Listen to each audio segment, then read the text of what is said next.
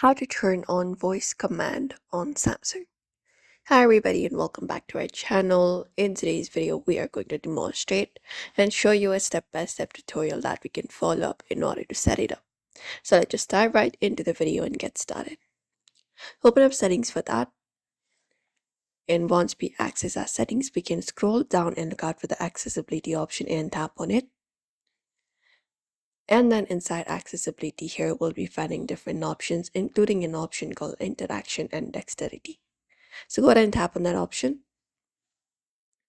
And once we tap on that option, we just need to go ahead and find voice access and tap on it. And then toggle the switch on. So we have voice access shortcut. We need to tap on the toggle option right beside it. And then go ahead and tap on allow. And just go over and allow all the necessary permissions. You can follow out this tutorial.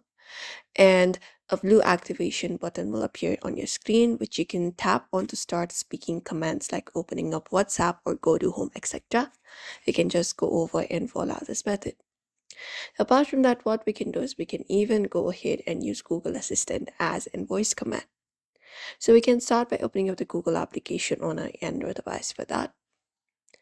And then tap on our profile picture in the top right. Once we tap on it, we can scroll down and find the settings option. Tap on it. And then inside settings here, we'll be finding an option for Google Assistant that we can tap on. All we gotta do is basically go ahead and turn on Google Assistant. We can choose up our languages and many other preferences and go ahead and set it up. Once it is done, you can turn on Hey Google to allow the voice control, and that way the voice command will be set on your Android device. And you can just go over and provide them with instructions after saying Hey Google or turning on that voice command by default on your device. So we hope this video was helpful. Give this video a like and subscribe for more.